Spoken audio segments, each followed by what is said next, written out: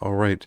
Short reviews for September 13th. This is just a quick six reviews. I had too many albums that dropped in my inbox that I just couldn't do them all at once. There's just not enough time in a day so the last one was 15 items. This is six. There'll be another six before the month is over. And we're going to get right into it here because I've got other things to do today. And it's Cannibal Corpse's 16th album. You know, this is a staple of death metal in general. This is one of the most recognizable names in death metal. They weren't the first. They were certainly around in thrash metal bands and whatnot back in the mid 80s. But this band formed back in 1988. They have more than proven themselves in every era of death metal since that point, and they've been a staple of touring throughout the world ever since. Um, no, not many people need that introduction anymore, but it's important to know that these guys have been more consistent in their style and their attention to detail than any other death metal band in quite a long time, while managing to be prolific. And the problem with focusing on one idea and just sticking to it for 35 years is that sometimes there's a sense that the fans are bored with it, and sometimes there's a sense that the band is bored with it. So we've gotten, whenever they shake things up, whenever they switch a guitarist or somebody quits or drops out and they bring someone else in new, it seems like people notice that record more. And on when Pat O'Brien left more recently, they took on longtime producer Eric Rutan.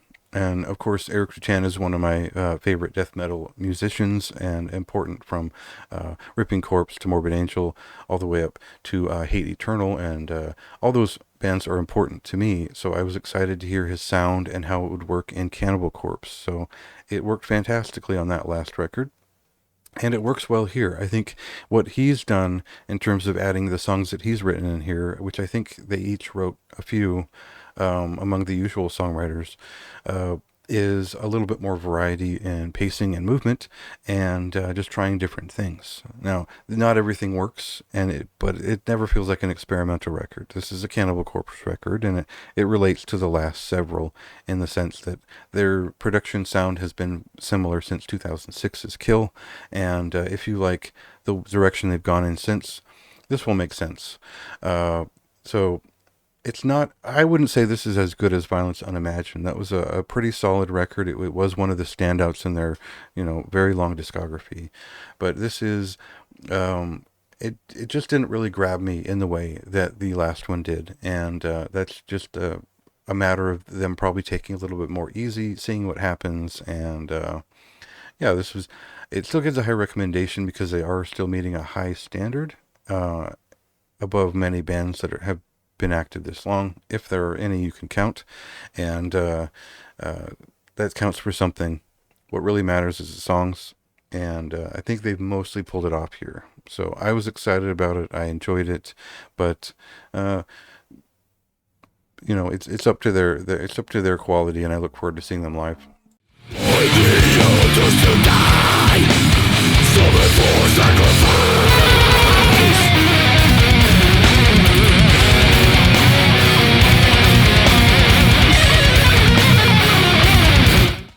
Dissimulant is the fourth full-length album from Ruin Lust, and this is a New York-based, what I would consider a bestial death metal band. You could call it war metal adjacent, you could call it war grind, you could call it bestial black death metal.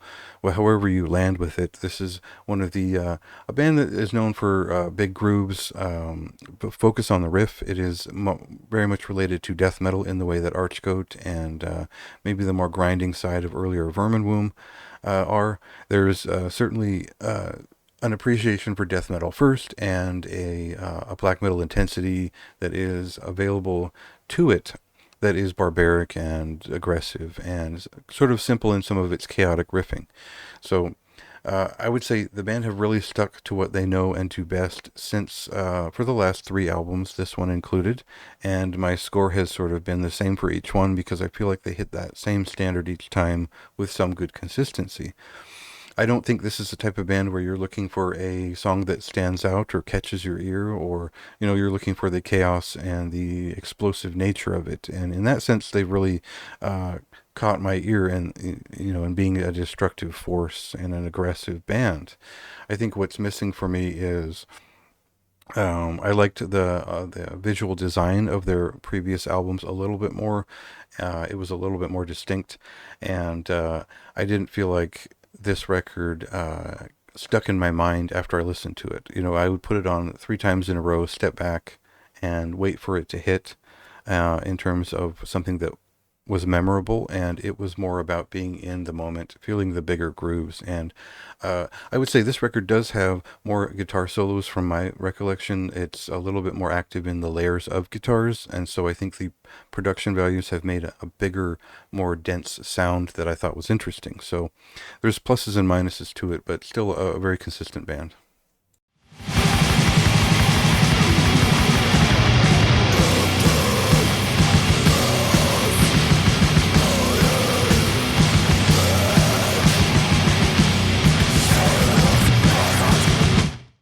Synthesis Synthesis Silenciosa is the latest EP from Solipnosis, and this is a Chilean artist who is active in some other bands that you may or may not know about. Uh, like Putrefacto, I don't think is very well known necessarily, but this fellow, what he's doing with this band. I guess if you missed his like 55-minute double LP that came out a couple of years ago, you won't understand why I was pretty excited for this record, because it was a huge kind of thrashing heavy metal Voivod-esque opus with a ton of really long and involved songs, and plenty of riffs, and the guy was just he really impressed with that album. Uh, and so there were shades of Malakarpatan and that sort of speed metal meets classic heavy metal plus weirding black metal. So that this record pretty much picks up where that left off. It's still got that pretty raw sound. The production is just a little bit sharper in some aspects, but overall, this is one of those diamond in a rough bands that just needs a little bit of direction in terms of art and packaging, and maybe uh, a different mix or master for some of their work. And I think people would really catch on with them pretty quickly. This is a Often the songs are much more memorable than you'd realize, and they're so different from piece to piece that it all feels very inconsistent and estranged. But I think that it ultimately comes together once you've sat with the record and appreciated that it's just kind of nuts, and but not in an obvious way. And it once you're deeper in the record, you realize this guy is pretty crazy. So I liked it. I would have liked it more if it had like a little bit more consistency and flow, and from song to song, basically, so that it told more of a story. So check it out. It's a band very much worth your time.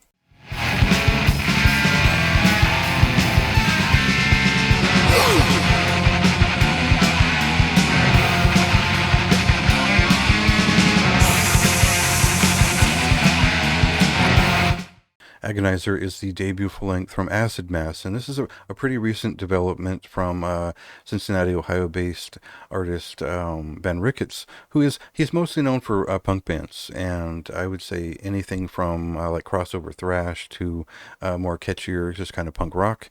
And this is a heavier, kind of evil thrash metal sort of thing, which has elements of death metal and black metal in its influence.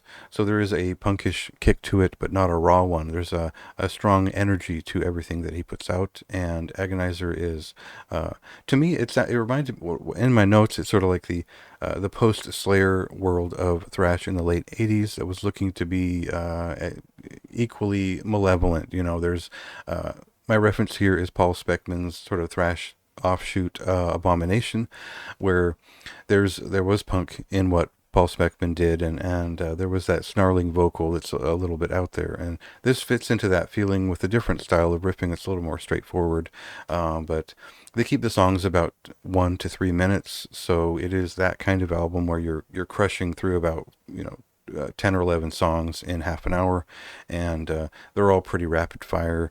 It just ends up feeling like an hour when it was a half an hour. So I liked it. The album art is pretty bad overall. I didn't like that at all. But cool album. It sounds great too. So yeah, I was into it until I saw the album art.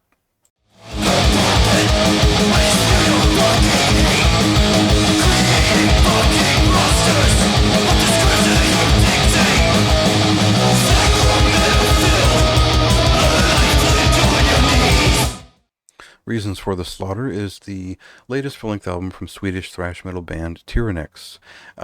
This band, headed by Linnea Landstedt, who is also in a band Ice Age and heavy metal band Trottoir, is most often likened to Holy Moses for the fact that there's a sort of a female lead character for everything, but also because they are aggressive, a little bit gremlin-like in the vocals on the earlier albums.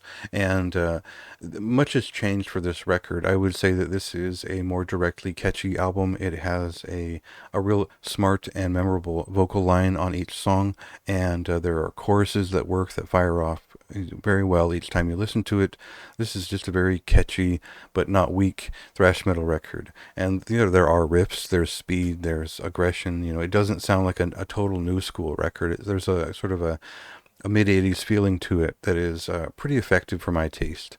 The two big songs, I think, are Megalomania and Full Circle, just because they have the biggest hook. I really enjoy catchy songwriting that is also heavy, and none of it is cloying or too typical. So, if you're a fan of anything from Laz Rocket to Megadeth to Holy Moses, you're going to like pretty much guaranteed what this is. And yeah, I just got a kick out of this record. I was going to review it in full, but I didn't have that much to say. So definitely check it out. Nothing comes between me and my megalomania. A true master. What you do not see, you will not suffer from. The Flesh of a New God is the latest full length from Andrea Bruzone's sort of solo progressive black metal band, Bekor Kilish.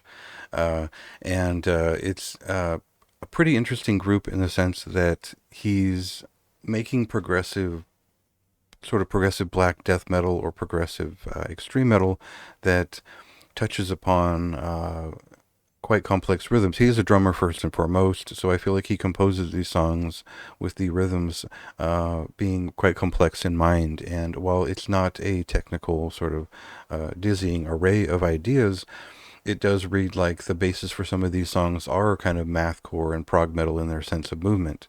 Of course, he's gotten the drummer from Hideous Divinity to perform on this record, and I think everything's a little bit better performed on this second record because he's hired people to fill in everything but vocals and a couple other touches here and there. So I feel like this record made a more immediate grasp of my attention. It got really weird with the keyboards throughout, and by the middle of the record I was kind of into it. I think about the third song or so it was just strange and bold enough to where it caught my attention for several full listens.